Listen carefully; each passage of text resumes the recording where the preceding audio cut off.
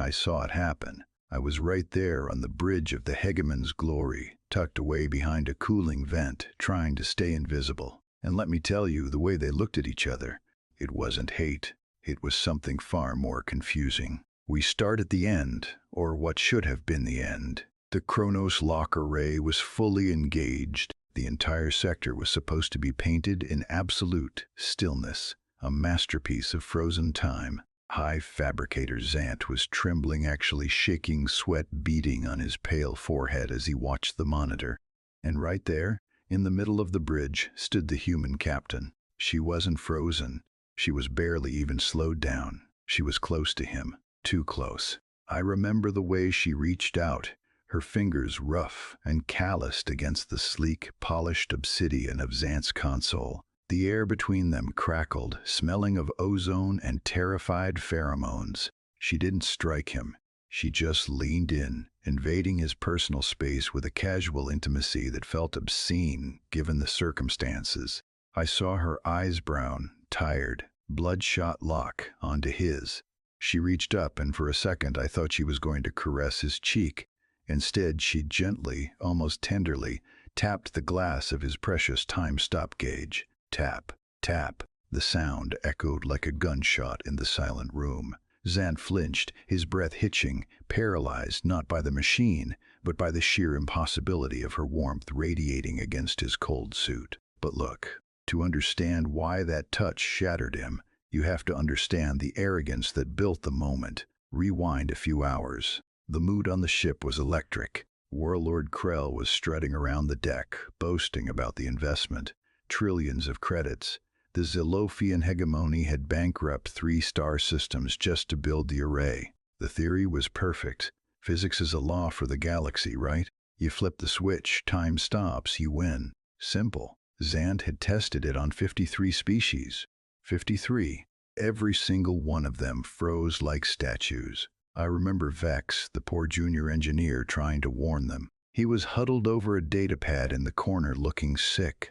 He kept muttering about cellular chaos and high-gravity adaptation, but nobody listens to the guy in the grease-stained tunic. They were too busy polishing their metals. When the Indomitable dropped out of warp, it looked like a joke. A rust-bucket human freighter, leaking radiation and held together by what looked like duct tape and prayers. Krell laughed. Actually laughed. He gave the order to fire the array like he was ordering dinner. The beam hit.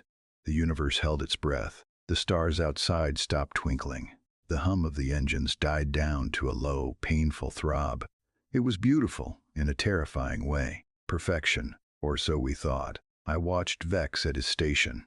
He was checking the bioscans, and I saw the color drain from his face. He looked up at the main screen, his eyes wide, pleading with reality to make sense. Because on the screen, the humans weren't freezing, they were moving. It felt like the air had turned into clear syrup. That's the only way I can describe it. The Kronos lock was humming, that deep, bone-rattling vibration that was supposed to signal the end of the battle, but the silence never came. I watched the screen, mesmerized. The human ship hadn't stopped. It was just buffering. That's what it looked like. They were moving at maybe 80% speed, dragging their limbs through the stasis field like they were wading through a heavy tide. And they looked annoyed, not scared, annoyed. Krell was screaming, actually screaming at Vex. He wanted to know why the most expensive weapon in history was being treated like a bad internet connection. Vex, poor soul, was frantically scrolling through bioscans, his face illuminated by the red distress lights.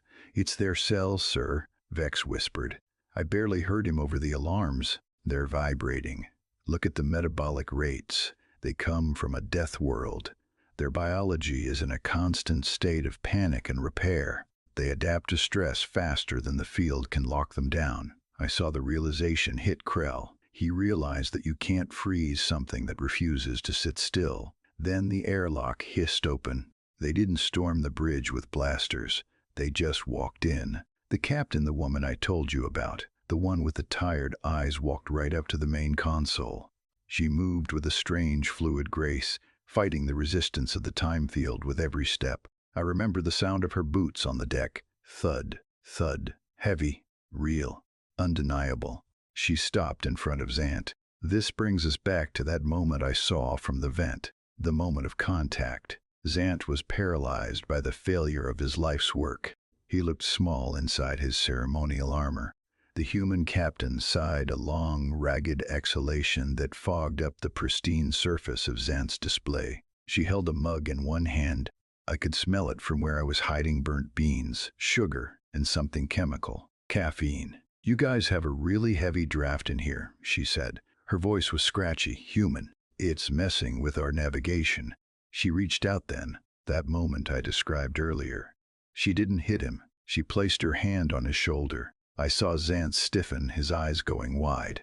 The heat from her hand must have been shocking against his cool suit. It was a gesture of pity, pure, condescending pity. "Nice tech, though," she murmured, leaning in close. "A bit buggy. We'll take it off your hands." She tapped his console. Tap, tap. I watched as her engineer, a lanky human with grease in his hair, simply plugged a drive into the port.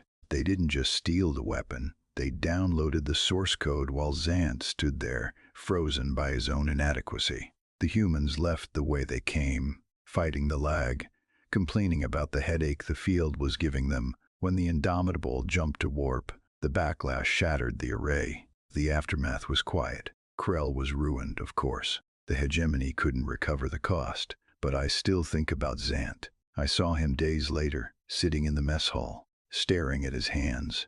He wasn't the same. He had looked into the face of chaos, and chaos had patted him on the shoulder and offered him a pitying smile. Last I heard, the humans patented a scaled-down version of the tech. They don't use it for war. They sell it as a snooze button for parents who need 5 minutes of quiet. Zant is working in scrap reclamation now. But sometimes, when the shift ends, I see him looking up at the stars, wondering how a species that runs on anxiety and bean water managed to outrun time itself. Truth is, I think we all learned something that day. Perfection is fragile, but chaos is forever.